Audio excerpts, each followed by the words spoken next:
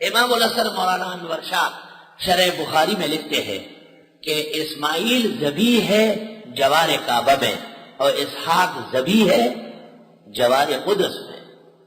کوئی قبلہ کعبہ نہیں بن سکتا جب تک پیغمبر اس کے پہلو میں ذبح کے لیے پیش نہ ہو جائے. دونوں ذبیحین ہیں. یہود اسحاق کو تو مانتے تھے، اسماعیل علیہ السلام کو نہیں مانتے تھے.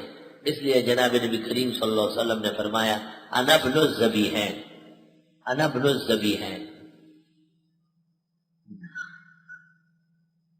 چونکہ اس امت کو تمام امتوں کے مقامات حاصل ہیں تو ایک مقام یہ بھی حاصل ہونا تھا کہ القدس بھی ان کا قبلہ رہے. وَكَذَلِكَ جَعَلْنَاكُمْ أُمَّةً وَسَطًا، یوں بنایا ہم نے تم کو امت اعتدال والی. یہ اعتدال پسند ہے، اعتدال پرست ہے. اب آ گئے لوگ جی اور وہ ہمیں کہتے ہیں اعتدال پسند ہو جاؤ. بس آپ کے کہنے سے بنیں گے. آپ عجب دور دیدم دری پادشاہی کہ للو و پنجو ہمیشت سپاہی. للو و پنجو.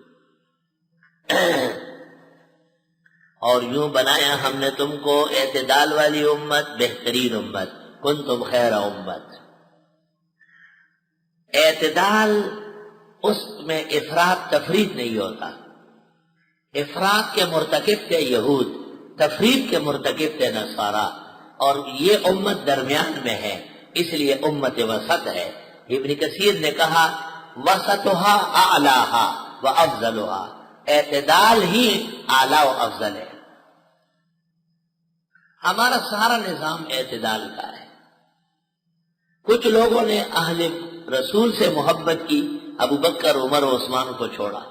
کچھ لوگوں نے ابو بکر عمر و عثمان سے محبت کی خوارج نے، تو علی و فاطمہ و عثمان کو کافر کہنا شروع کر دیا. وَكَذَلِكَ جَعَلْنَاكُمْ أُمَّةً وَسَطًا، ہم اعتدال کے لوگ ہیں. کچھ لوگ عقل مان گئے وہی چھوڑ گئے معتزلہ، اور کچھ لوگ نقل مان گئے، عقل کا کوئی اعتبار ہی نہیں ہے، جس مرجیہ قدریہ جبریہ. ہم اعتدال کے لوگ ہیں.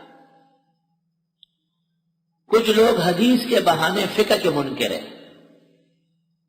ہم فقہ اور حدیث دونوں کو سیدھے سے لگاتے ہیں. وَكَذَلِكَ جَعَلْنَاكُمْ أُمَّةً وَسَطًا.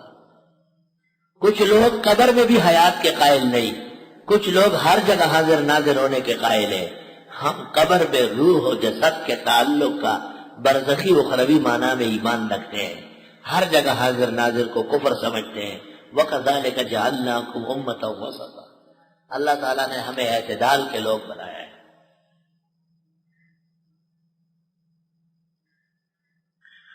اور اسی طرح بنایا تم کو اعتدال والے لِتَكُونُوا شُهَدَاءَ عَلَى النَّاسِ، کہ ہو جاؤ گواہ لوگوں پر.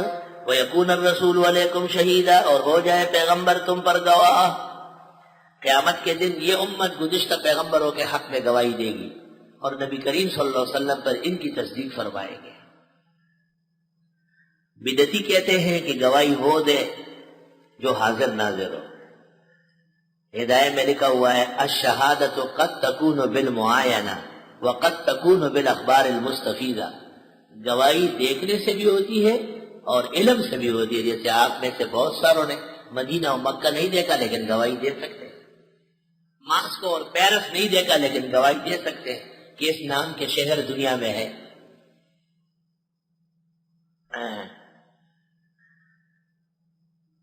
جب یہ امت گواہی دے گی کہ انبیاء نے پیغام برحق پہنچایا تو وہ امتیں جنہوں نے انبیاء کی نافرمانی کی ہے وہ کہے گی کہ اس امت کو کیا حق ہے، یہ تو موجود نہیں تھی.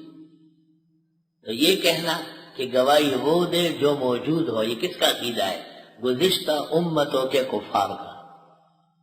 یہ کہنا کہ گواہی وہ دے جو دیکھے، یہی اعتراض نوح علیہ السلام کی کافر قوم، صالح علیہ السلام کے منکر، ہود علیہ السلام کے منکر اور تمام پیغمبروں کے منکرین و کافرین یہ اعتراض کریں گے. تو میڈین کمپنی، بدعتی کمپنی، انہوں نے یہ اعتراض وہاں سے منگوایا ہے. یہ ان کا اپنا خانہ ساز نہیں ہے.